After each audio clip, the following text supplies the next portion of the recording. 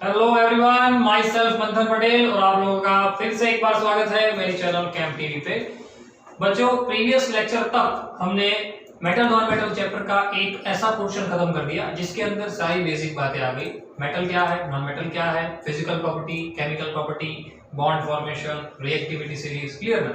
अब इस चैप्टर को थोड़ा टर्न करना है, यहाँ चैप्टर थोड़ा टर्न हो रहा है, यानी कि चैप्टर का दूसरा पार्ट शुरू हो रहा है। हमें अब पढ़ना है एक्सट्रैक्शन ऑफ मेटल, यानी कि मेटल को, मेटोलॉजी कह सकते हो आप पूरा उसको, कि किस तरीके से क्या मेटल को स्टेप्स कह सकते हो, steps for extracting metal from its और, ऐसा कह सकते हो। और क्या है उसके बारे में इंफॉर्मेशन लेते हैं बाद में, लेकिन पहले समझा दूं आपको कि इस सेशन के अंदर हम बहुत ही डीप में पढ़ने वाले हैं। एक्चुअल में आपकी एनसीईआरटी में इतना डीप नहीं दिया है, लेकिन मैं आपको सारी प्रोसेस के बारे में समझाऊंगा, क्योंकि ये सारी प्रोसेस आपको जो भी बच्चे साइंस लेने वाले हैं उनको 12th साइंस में एसिडीज आएगा, रेडी, और नहीं लेने वाले उसको भी ये चीज जरूरी तो है ही 10th के लिए, ठीक है। सो ध्यान रखिएगा, बहुत सारी चीजें ऐसी होगी जो बाहर की है जो मैं आपको पढ़ाने वाला हूं, ठीक है। तो सबसे पहले टाइटल लगाइए कि बेसिक डेफिनेशन जो है जिसके बारे में हमें पढ़ना है मेटल नॉन मेटल के लिए, जिसको लेके आपको थोड़ा बहुत उसके अंदर पता चलेगा, वो है मिनरल एंड और एंड स्लैग और मड। आप उसको गेंज भी कह सकते हो, गेंज भी आप उसको कह सकते हो, और मिनरल, स्लैग, मड या तो गेंज, गेंज यानी कि कचरा कह सकते हो, स्लैग। ओके, सो मिनरल और स्लैग, ये तीनों चीज आपको खास ध्यान देनी है। क्लियर?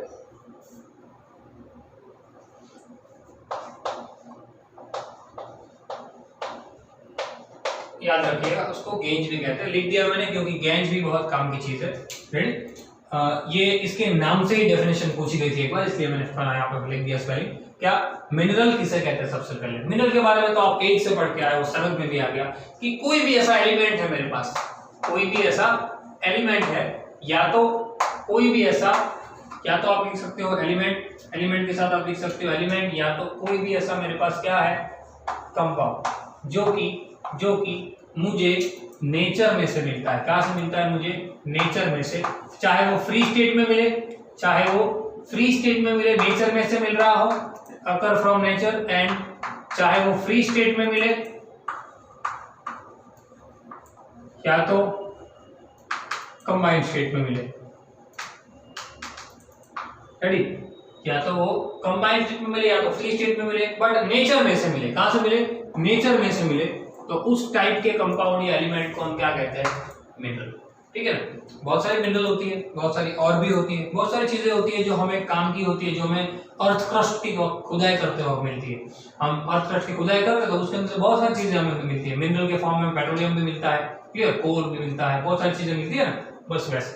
सो मिनरल समझ लीजिए। उसके बाद मेन बात है और, क्योंकि इसके बेसिस पे हमें पूरी मेटालॉजी पढ़नी है, मतलब कि हमें पूरा एक्सट्रैक्शन ऑफ मेटल, उसके स्टेप्स जो है वो पढ़ने हैं। बच्चों ध्यान रखना खास, ठीक है।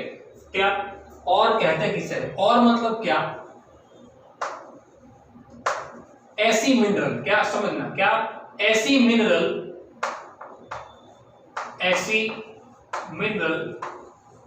जिसके अंदर कोई भी मेटल, क्या जिसके अंदर कोई भी मेटल या तो कंपाउंड, कंबाइंड स्टेट लिख सकते हो मेटल का, मेटल या तो कंपाउंड सर्टेन अमाउंट में प्रेजेंट हो। क्या? कोई भी मिनरल जिसके अंदर मेटल या तो कोई भी मेटल या कोई भी कंपाउंड क्या फिक्स्ड अमाउंट के अंदर क्या हो, प्रेजेंट हो, वो जो है फिक्स्ड अमाउंट के अंदर जो प्रेजेंट है वो मेटल या कंपाउंड, उनके लिए जो मिनरल होती है उसको कहते हैं और। जैसे कि एक एग्जांपल देके समझाता हूं, कि आपका जमीन का, यानी कि आपका जो लैंड है उसका लेयर है, ठीक है। अब ये पूरा लेयर है, यहाँ पे ये सारी जमीन के अंदर का पार्ट है, क्लियर, ये सब पूरा अंडरग्राउंड एरिया है, मतलब कि ये सब जमीन ही जाएगा। ओके, अब इसके अंदर कहीं पे, यहाँ पे सपोज बहुत बड़े बड़े पत्थर दबे हुए हैं, क्लियर, थोड़ा नीचे जाओगे वैसे वैसे रॉक आना शुरू हो जाता है ना, बड़े बड़े पत्थर हैं यहाँ पे। अब जैसे ही आपने डिगिंग करना चालू किया, खुदाई करते करते करते आप नीचे गए और आपको ये पत्थर मिले। क्लियर।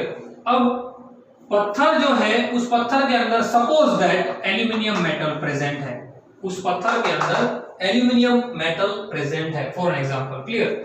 तो वो एल्यूमिनियम मेटल के लिए ये जो पत्थर है वो क्या कही जाएगी, और। यानी कि हमें ये जो मिनरल बाहर मिली, ये जो पूरा पत्थर मिला, वो मिनरल वो कोई सर्टेन अमाउंट का मेटल रख रहा है ना अपने पास, यानी कि एल्यूमिनियम। तो ऐसे मेटल एल्यूमिनियम के लिए ये जो पत्थर होगा वो क्या कहा जाएगा, उसकी और। ऐसा आपका जो पुराना सिलेबस है गुजरात बोर्ड का, उसके अंदर बहुत सारी और के नाम दिए गए थे। जैसे कि एक एग्जांपल दे रहा हूं आपको, फिलहाल तो याद नहीं करना है। जैसे कि एल्यूमिनियम है तो एल्यूमिनियम के लिए बॉक्साइट था, Al2O3 बॉक्साइट ये एक और है। ये और में से इस मेटल को एक्सट्रैक्ट किया जाता था। क्लियर। वैसे अगर हम कैल्शियम की बात करें तो कैल्शियम के लिए मेरे पास 3 और थी, कैल्शियम के लिए 3 और थी, gypsum, dolomite and limestone. Gypsum, dolomite and limestone से 3 और थी। आयरन के लिए बात करें तो मेरे पास 4 थी, आयरन पायराइट था, फेरोपायराइट था, बहुत सारे थे शॉर्ट। वैसे ही कॉपर के लिए क्यूप्राइट, कॉपर ग्लास था।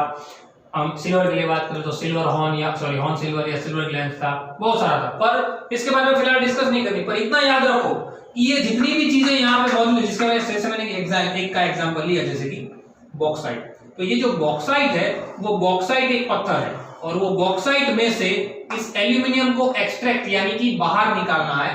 तो उस एल्यूमिनियम के लिए ये पत्थर जो बॉक्साइट का होगा वो क्या कही जाएगी, उसकी और। बच्चों ये इतना डीप में इसलिए समझा रहा हूं और को, क्योंकि इस और को लेके बहुत सारी चीजें हमें पढ़नी है। और मतलब क्या, एक ऐसी चीज जिसमें से हमें कोई पर्टिकुलर मेटल को सर्टेन अमाउंट में निकालना है। ठीक है, चलिए। देन आफ्टर गेंज, स्लैग और मड, मतलब कि इसी पत्थर के अंदर, समझिए इसी और के अंदर साथ में ये अकेला एल्यूमिनियम थोड़ी होगा, क्योंकि वो तो जमीन के नीचे है। मतलब इसके अंदर सैंड होगा, मतलब कि पार्टिकल होगा, बहुत सारी दूसरी इंप्यूरिटी होगी। क्लियर ना। और बहुत सारी दूसरी इंप्यूरिटीज वगैरह होगी, सैंड होगी, स्लैग होगा, बहुत सारी चीजें होगी। क्लियर। तो ये सारी जो इंप्यूरिटी इसके अंदर प्रेजेंट होती है, क्या और के अंदर सैंड जैसी, मिट्टी जैसी बहुत सारी इंप्यूरिटी जो होती है, उस इंप्यूरिटी को क्या कहते हैं, स्लैग यानी कि मड या तो गेंज। समझ में आई बात, क्या गेंज बहुत सारी बार पूछा गया है। गेंज किसे कहते हैं, गेंज मतलब क्या, और के अंदर प्रेजेंट जितना भी बोगस मटेरियल होता है, मतलब कि जितना भी सड़ा हुआ मटेरियल, जितनी भी इंप्यूरिटी होती है, जितनी भी सैंड लाइक, मिट्टी लाइक स्ट्रक्चर होता है, क्लियर ना, पार्टिकल, वो सब क्या कहे जाते हैं, गेंज कहे जाते हैं। ठीक है, तो तीनों चीज समझ में आ गई बच्चों। क्या मिनरल किसे कहते हैं, और किसे कहते हैं, और गेंज किसे कहते हैं। ठीक है, फटाफट से पहले लिख लीजिए, उसके बाद आगे चालू करते हैं। लिख लीजिए। चलिए बच्चों, एक्सट्रैक्शन ऑफ मेटल की ओर जाते हैं। एक्सट्रैक्शन ऑफ मेटल एक्चुअल में क्या है? एक्सट्रैक्शन ऑफ मेटल यानी कि मेटल को उनकी और में से एक्सट्रैक्ट यानी कि अलग करना, और उनके लिए उनको कौन कौन से फर्दर स्टेप से पास आउट होना पड़ता है। अब यहाँ पे पहले मैं आपको कुछ बेसिक स्टेप दिखा रहा हूं कि उनको इस बेसिक स्टेप से पास आउट करना है। फिर आपकी एनसीईआरटी के अकॉर्डिंग हम उसको 3 टुकड़ों में डिवाइड कर देंगे कि भाई सपोज दैट मुझे जो और मिली है उसके अंदर जो मेटल प्रेजेंट है वो लेस रिएक्टिव है, तो मैं कौन कौन से स्टेप फॉलो करूंगा। अगर वो मीडियम रिएक्टिव है तो मैं कौन कौन से स्टेप फॉलो करूंगा। अगर वो हायर रिएक्टिव है तो उसके लिए मैं कौन कौन से स्टेप फॉलो करूंगा। ठीक है, तो ये सारी चीजों के बारे में मैं आपको बताऊंगा, लेकिन अभी जो मैं आपको बता रहा हूं वो आउट ऑफ बुक बता रहा हूं, मतलब कि आपकी बुक से थोड़ा अलग है। ये आपकी जानकारी के लिए भी है और एग्जाम के पॉइंट ऑफ व्यू से भी बहुत काम का है। ठीक है, तो स्टेप समझ लीजिए कि कौन कौन से ऐसे स्टेप्स की मदद से हम आगे बढ़ते हैं और अलग अलग मेटल को निकालते हैं। ठीक है, नेक्स्ट लेक्चर के अंदर हम ये तीनों टुकड़ों को डिटेल में पढ़ेंगे। लेस के लिए किस तरीके से प्रोसेस होती है, हायर के लिए क्या होता है, मीडियम के लिए क्या होता है, लेकिन अभी के लिए हम उसको पहले क्या करते थे, बाइफरकेट कर देते हैं। सबसे पहले तो स्टेप लिख लीजिए कि कौन कौन से स्टेप होते हैं जो स्टेप्स फॉर एक्सट्रैक्टिंग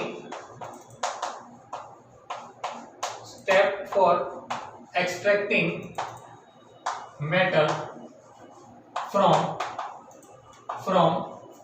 इट्स और, मेटल को उसकी और में से एक्सट्रैक्ट करने के स्टेप कौन कौन से जरा समझ लेते हैं। सबसे पहले तो देखो मैं आपको बेसिक और नॉर्मल चीज समझाता हूं कि लैंड का जो ये लेयर है, जैसे कि ये लैंड है, जमीन है, ये उसका इनर पार्ट है जो नीचे में ड्रॉ कर रहा हूं। क्लियर, अब यहाँ पे जैसे कोई मेटल मुझे मिली, क्या यहाँ पे जैसे मुझे कोई मेटल मिली, मेटल मतलब सॉरी माफ कीजिए और मिली जिसके अंदर कोई दूसरी मेटल प्रेजेंट है, तो डिगिंग करते वक्त मुझे वो पत्थर मिला, तो वो पत्थर को जैसे ही मैं बाहर निकालूंगा तो सबसे पहले तो मुझे उस पत्थर को क्या करना पड़ेगा, पाउडर फॉर्म में लाना पड़ेगा। क्या करना पड़ेगा, सबसे पहले तो मुझे उसे क्या करना पड़ेगा, पाउडर फॉर्म में लाना पड़ेगा। मतलब कि पहला स्टेप में अप्लाई करूंगा क्या, पाउडरिंग ऑफ ऑयल। कैसे होता है उसके बारे में भी डिस्कशन करूंगा मैं आपके साथ, लेकिन फिलहाल स्टेप समझ लीजिए। सबसे पहले मैं क्या करता हूं, उसको पाउडर फॉर्म में लाऊंगा। पाउडर फॉर्म में लाने के बाद मैं उसको क्या करूंगा, कॉन्सेंट्रेट मतलब कि जांच करूंगा उसकी, concentration of oil. Powder form में ला दिया, उसके बाद उसको मैंने कॉन्सेंट्रेट किया। कॉन्सेंट्रेट करने के बाद पता चला कि भाई उसके अंदर सल्फाइड वाली कोई इम्प्योरिटी है, ऑक्साइड वाला कुछ है, कार्बोनेट वाला है या क्या है, वो जानने के बाद पता चला तो मैं उसको फर्दर टुकड़ों में डिवाइड कर दूंगा। जैसे कि मेरे पास सल्फाइड वाली कोई मेटल होगी और मुझे उससे ऑक्साइड फॉर्म में जाना होगा, क्लियर। तो मैं प्रोसेस अप्लाई कर दूंगा, कौन सी, उसके लिए रोस्टिंग। कौन सी, रोस्टिंग, क्लियर। अगर मेरे पास कार्बोनेट वाला कोई होगा और मुझे उसके ऊपर से उसके ऑक्साइड फॉर्म में जाना होगा तो मैं अप्लाई कर दूंगा कैल्सिनेशन। क्या कर दूंगा, कैल्सिनेशन। बट कुछ ऐसा है जिसको मेल्ट करने के अलावा कुछ हो ही नहीं सकता, तो मैं अप्लाई कर दूंगा मेल्टिंग। क्या अप्लाई कर दूंगा, स्मेल्टिंग, क्लियर, ध्यान रखना। सो ये तीन प्रोसेस के बाद फर्दर स्टेप के अंदर मैं अप्लाई करूंगा।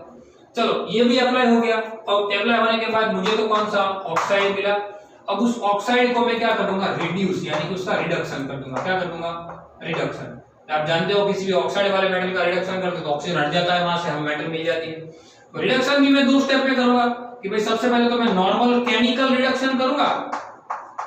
केमिकल रिडक्शन अगर बात बन गई, मतलब कि नॉर्मल जो हम करते हैं वो डायरेक्ट मिल जाएगा मेटल, बट केमिकल रिडक्शन से नहीं हुआ तो फिर मैं करूंगा इलेक्ट्रोकेमिकल। क्या, इलेक्ट्रोकेमिकल रिडक्शन, क्लियर। इससे तो हर एक मेटल से अलग हो ही जाती है। और ये चार स्टेप फॉलो करने के बाद मेरे हाथ में मेटल तो आ जाएगी, लेकिन वो मेटल क्या यूज करने के लायक होगी नहीं। इसलिए मैं क्या करूंगा, इसको रिफाइन कर दूंगा। क्या कर दूंगा, refining of metal, refining of metal. तो उसके भी एक्चुअल में बहुत सारे टुकड़े होते हैं, लेकिन मैं यहाँ पे इलेक्ट्रोलिसिस यूज कर सकता हूं, या तो मैं यहाँ पे लिक्विफिकेशन यूज कर सकता हूं, या तो मैं जोन रिफाइनिंग यूज कर सकता हूं। बहुत सारी यहाँ पे रिफाइनिंग की मेथड होती है। ठीक है बच्चों, ये चीज आपको कहीं पे देखने को मिलेगी नहीं, पर मैं आपको सिर्फ यहाँ से कुछ बेसिक सिखाना चाहता हूँ। क्या है वो, जब भी मुझे पत्थर मिला, फर्स्ट सबसे पहले मुझे पत्थर मिला, तो उस पत्थर के अंदर जो भी मेटल है, उस मेटल को अलग करने के लिए मैं बेसिक कौन कौन से स्टेप पास करूंगा। सबसे पहले तो मैं क्या करूंगा, मैं उसको पाउडर फॉर्म में ला दूंगा। एक बड़ी सी, जैसे आप घर में फ्लोर फैक्ट्री होती है ना आपके पास, वो घर के अंदर जो हमारे गेहूं वगैरह होते हैं उसको लोड बनाने के लिए, क्लियर। तो वैसे ही एक पत्थर की बहुत बड़ी फैक्ट्री सा गिन सकते हो, जिसकी क्रशर मशीन कहते हैं उसको। उस क्रशर मशीन के अंदर हम उसको डाल देंगे। जैसे ही क्रशर मशीन के अंदर उसको डालेंगे तो पाउडर फॉर्म में हो जाएगा। पाउडर फॉर्म में आने के बाद उसको मैं कॉन्सेंट्रेट करूंगा, मतलब कि जांचूंगा। यहाँ पे भी एक्चुअली में फर्दर 3 स्टेप होते हैं कॉन्सेंट्रेशन में भी, कि अगर मेरे पास सल्फाइड वाली और होगी कॉन्सेंट्रेट करने के बाद, क्लियर। जैसे कि यहाँ पे देखिए सल्फाइड वाली और है और ऑक्साइड फॉर्म में जाना है तो रोस्टिंग, कार्बोनेट से ऑक्साइड लेना है तो कैल्सिनेशन, नॉर्मल तो मेल्टिंग। बट मुझे सल्फाइड सीधा अलग करके मेटल ले लेनी है, ये कुछ नहीं करना है, सीधा मेटल ले लेनी है। तो मैं क्या करूंगा, इस ऑयल को फ्रोथ फ्लोटेशन नाम की एक मेथड अप्लाई करूंगा। हालांकि आपकी टेक्स्ट बुक में ये सब नहीं है, बराबर। देन आफ्टर सपोज मुझे पता चला कि भाई मेरे पास जो और है और मेरे पास जो और के अंदर इम्प्यूरिटी है, उन दोनों की डेंसिटी का डिफरेंस बहुत ज्यादा है, तो मैं सेंट्रीफ्यूगेशन अप्लाई करूंगा। मुझे पता चला कि भाई मेरे पास कॉन्सेंट्रेशन जो भी है और उसके अंदर अगर आयरन की इम्प्यूरिटी है तो मैं मैग्नेटिक सेपरेशन अप्लाई करूंगा। बच्चों मेटालॉजी मैंने पहले भी बताया था, मेटालॉजी एक पूरी इंजीनियरिंग की ब्रांच है। इसके अंदर से आपको ये थोड़ा सा एक पूरा समझो एक ओशियन में से थोड़ा सा ग्लास भर के पढ़ना है, इतना समझो, क्लियर। बट मैं आपको बेसिक इसलिए बता रहा हूं क्योंकि आपको पाउडर फॉर्म में आने के बाद उसको जांचना पड़ता है। जांचने के बाद आपको पता चलता है कि आपके पास कौन कौन से टाइप के मेटल का पत्थर मिला, फिर वो डिपेंड्स ऑन टाइप हम उसको क्या करते हैं, अलग अलग करते हैं, ठीक है। इसलिए हमने बेसिक बहुत डिटेल में तो नहीं, लेकिन बेसिक 3 टुकड़ों में डिवाइड कर दिया है। क्या? बेसिक 3 टुकड़ों में डिवाइड कर दिया है कि जो भी और मुझे मिलेगी, यानी जो भी पत्थर मुझे मिलेगा, वो पत्थर सबसे पहले तो मैं क्या करूंगा, उस पत्थर का पाउडरिंग करूंगा, वो तो तय है, क्लियर ना। सबसे पहले मैं क्या करूंगा, उसको पाउडर फॉर्म में कन्वर्ट करूंगा, मतलब कि पाउडरिंग कर दूंगा। पाउडर फॉर्म में कन्वर्ट करने के बाद फिर मैं उसको फर्दर 3 टुकड़ों में डिवाइड करूंगा। एक्चुअल में यहाँ पे एक स्टेप और आता है, कॉन्सेंट्रेट। पाउडरिंग करने के बाद मैं उसको कॉन्सेंट्रेट करूंगा, जांचूंगा कि मेरे पास कौन सी मेटल है। तो मुझे पता चला कि भाई मेरे पास जो भी मेटल है वो मेटल की रिएक्टिविटी बहुत ही कम है। क्या? वो मेटल की रिएक्टिविटी बहुत ही कम है। तो मैं उसको क्या करूंगा, एक अलग पार्ट में डिवाइड कर दूंगा। कौन सा? भाई लेस रिएक्टिव मेटल। क्या? लेस रिएक्टिव मेटल, मतलब कि मुझे इस पत्थर के अंदर जो भी मेटल मिली है वो लेस रिएक्टिव है। लाइक आप लिख सकते हो गोल्ड या सिल्वर, प्लेटिनम, क्लियर। ये सब ऐसी मेटल है जो कि क्या है, लेस रिएक्टिव। तो ये जो लेस रिएक्टिव मेटल है उसके लिए मैं फर्दर स्टेप अप्लाई करूंगा, जो भी आएंगे मैं भी आपको लिखवाता हूं। बट मुझे पता चला कि भाई वो लेस रिएक्टिव नहीं है, वो मीडियम रिएक्टिव है। क्या है? वो मीडियम रिएक्टिव है। वो मेटल जो है वो क्या है, मीडियम रिएक्टिव मेटल। और अगर वो मीडियम रिएक्टिव मेटल है, जैसे कि आप एग्जांपल के तौर पे लिख सकते हो, जिंक ले सकते हो, लेड ले सकते हो, कॉपर ले सकते हो, क्लियर। जिंक है, लेड है या कॉपर है, तो उसके लिए मैं अलग अलग स्टेप फॉलो करूंगा। और मुझे पता चला कि भाई मीडियम भी नहीं है, वो तो हायर रिएक्टिव है। क्या है? वो तो जो भी मेटल मुझे उस पत्थर में से मिली है, क्या उस पत्थर में से मुझे जो भी मेटल मिली है वो क्या है, एकदम हायर रिएक्टिव है। क्या है? Higher reactive. हायर रिएक्टिव में तो आपको कौन कौन से लिख सकते हो, आप लोग को पता है। सोडियम लिख सकते हो, एल्यूमिनियम लिख सकते हो, calcium, potassium, clear. Sodium, calcium, potassium, aluminium, magnesium, ये सब के सब हायर रिएक्टिव है। तो उनके लिए मैं भी फर्दर स्टेप अप्लाई करूंगा। यानी कि मुझे जो पत्थर मिला है, मुझे जो और मिली है, यानी कि मुझे जो भी यहाँ पे अर्थ क्रस्ट के अंदर खुदाई करते वक्त जो भी मुझे और वाला फॉर्म मिला है, उस मिनरल को पाउडरिंग फॉर्म में कन्वर्ट करने के बाद, आपकी टेक्स्ट बुक में पाउडरिंग फॉर्म नहीं दिया है या नहीं दिया है, पर आप ऐड कर देना तो आपको पता चले कि और में से पाउडरिंग करने के बाद उसको कॉन्सेंट्रेट करके जांचा जाता है कि भाई वो मेटल लेस रिएक्टिव है, मीडियम रिएक्टिव है कि हायर रिएक्टिव है। अगर वो लेस रिएक्टिव है, समझो लेस रिएक्टिव, तो उसके पास क्या होगा, सल्फाइड। क्या? सल्फाइड वाली मेटल होगी वो। अगर वो लेस रिएक्टिव होगा तो उसके पास क्या होगा, सल्फाइड, लाइक Ag2S या AU2S, AUS, क्लियर। सो ये सल्फाइड वाली जो और होगी, वो सल्फाइड वाली और सिर्फ लेस रिएक्टिव मेटल में देखने को मिलेगी। होता है दूसरा भी बहुत कुछ होता है, लेकिन यहाँ पे हमें सिर्फ एक ही डायरेक्शन पढ़नी है, ठीक है। क्या? लेस रिएक्टिव मेटल के लिए मेरे पास कौन सी, सल्फाइड वाली और होगी। वो सल्फाइड वाली और को मेटल में कन्वर्ट करने के लिए मुझे क्या करना पड़ेगा, रोस्टिंग करना पड़ेगा। क्या करना पड़ेगा? रोस्टिंग प्रोसेस अप्लाई करनी पड़ेगी। समझना बच्चों, क्या कौन सी प्रोसेस, रोस्टिंग। जैसे ही मैं रोस्टिंग प्रोसेस अप्लाई करूंगा तो रोस्टिंग प्रोसेस की मदद से मुझे मिलता क्या है, सल्फाइड में से ऑक्साइड। तो मुझे सल्फाइड में से क्या मिल जाएगा, मेरे मेटल का ऑक्साइड फॉर्म मिल जाएगा। ओके, समझ में आई बात। और जैसे ही मुझे ऑक्साइड फॉर्म मिला, वो ऑक्साइड फॉर्म में से मैं रिडक्शन अप्लाई करूंगा तो मुझे क्या मिल जाएगा, केमिकल रिडक्शन की मदद से क्या मिल जाएगा, देखो ये केमिकल रिडक्शन क्या मिल जाएगा यहाँ पे। जैसे ही मैंने केमिकल रिडक्शन अप्लाई किया, क्या जैसे ही मैंने केमिकल रिडक्शन अप्लाई किया वैसे ही मुझे मेरी मेटल मिल जाएगी। क्या मिल जाएगी, यहां से मुझे मेरी मेटल मिल जाएगी। पर ये मेटल यूज करने के लायक होगी नहीं, तो मैं क्या करूंगा, उसको रिफाइन कर दूंगा। क्या कर दूंगा, रिफाइनिंग ऑफ मेटल, यानी कि उसको मैं क्या कर दूंगा, प्योर कर दूंगा। इलेक्ट्रोलिसिस प्रोसेस से करूंगा या दूसरे बहुत सारे मेथड है मेरे पास, बराबर। तो ये क्या हो गया, एक स्टेप हो गया।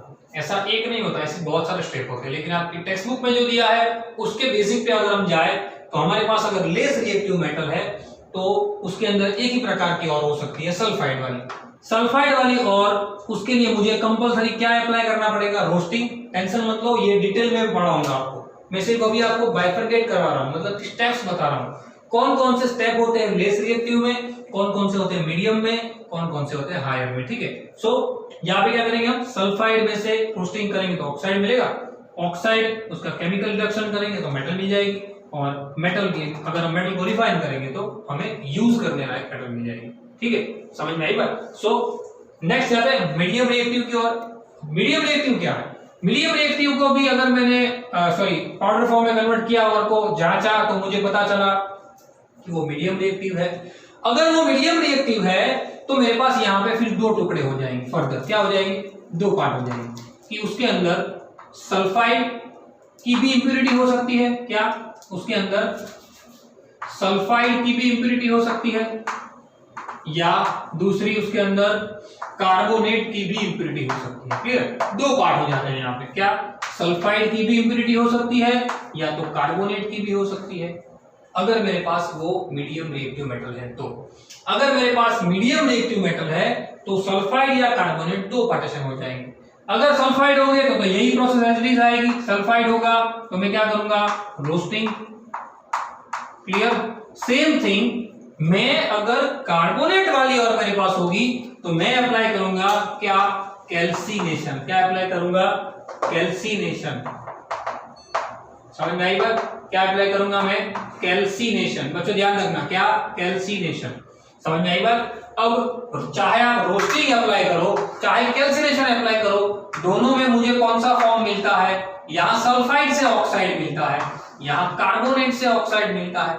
मतलब कि रोस्टिंग करूं या कैल्सिनेशन, मुझे मिलेगा तो कौन सा फॉर्म, ऑक्साइड फॉर्म ही मिलेगा।